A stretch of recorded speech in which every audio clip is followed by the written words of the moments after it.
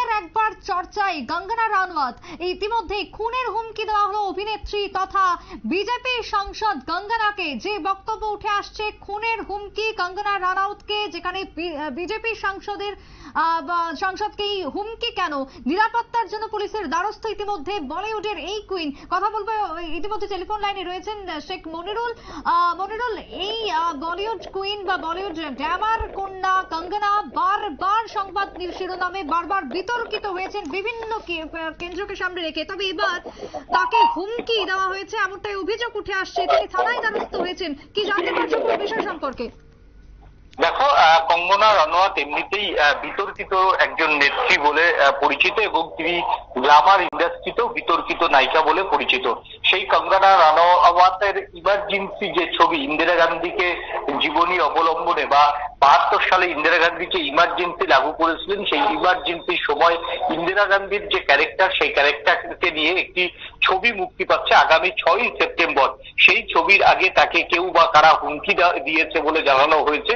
কারণ ইমার্জেন্সি হচ্ছে কংগ্রেসের একটা কালো অধ্যায় এবং সেটা কংগ্রেস নিজে এখন সেটা স্বীকারও করে যে ইমার্জেন্সি করা তাদের ভুল হয়েছিল। সেই ইতিহাসকে খুঁচিয়ে তুলে যে ছবি তৈরি করা হচ্ছে, সেই ছবির মুখ্য অভিনেতা হচ্ছে বিজেপি সাংসদ কঙ্গনা রানাওয়াত এবং তার ছবির ট্রেলার মুক্তি পাওয়ার পরই তাকে বিভিন্নভাবে ধমকানো হয়েছে এবং নির্দিষ্ট সময়ে এই ছবি মুক্তি পাচ্ছে ইতিমধ্যেই দেশ জুড়ে। সেই জায়গাতে কঙ্গনা রানাওয়াতকে খুনের হুমকি দেওয়া হয়েছে, তার শিখ সম্প্রদায়কে আঘাত করা হয়েছে বলে মূলত দাবি করেছেন তিনি, যে হুমকিটি দিয়েছেন এবং প্রয়োজনে তার গলা কাটতেও পিছুপা হবে না বলে কিন্তু ওই যে যার বিরুদ্ধে হুমকির অভিযোগ উঠেছে তিনি জানিয়েছেন।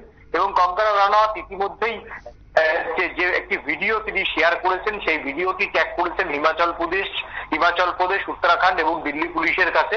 বিষয়টি নিয়ে তিনি পুলিশের দ্বারস্থ হয়েছেন, তিনি দৃষ্টি আকর্ষণ করেছেন, তার নিরাপত্তার বিষয়টি তিনি দেখতে বলেছেন। অন্যদিকে কঙ্গনা রানাওয়াত আবার কৃষক আন্দোলন নিয়েও বাংলাদেশের সঙ্গে একটা প্রসঙ্গ টেনে তিনি কিন্তু নতুন করে বিতর্কে জড়িয়েছেন। যদিও সেই বিতর্কে হিমাচল প্রদেশের যিনি সভাপতি, সেটা কঙ্গনা রানাওয়াতের নিজস্ব ব্যক্তিগত বলে তারা জানিয়েছেন। তারা এই বিষয়ে দল কোনো সমর্থন করে না বলে জানিয়েছেন।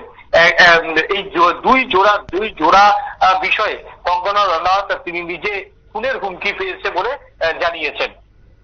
একেবারেই তাই। ধন্যবাদ তোমায় নীল। শেখ মনিরুল ছিল এই মুহূর্তে টেলিফোন লাইনে আমাদের প্রতিনিধি। তবে বারবার বিতর্কিত হচ্ছেন বলিউড ডিভা এবং আরো একবার তার বিতর্ক সামনে এলো। তবে এবারে ৬ তারিখে তার একটি ছবি মুক্তি পাচ্ছে, এমনটাই তুলে ধরলেন আমাদের প্রতিনিধি শেখ মনিরুল। ছোট্ট বিরতির পর ফিরে আসবো, সঙ্গে থাকুন।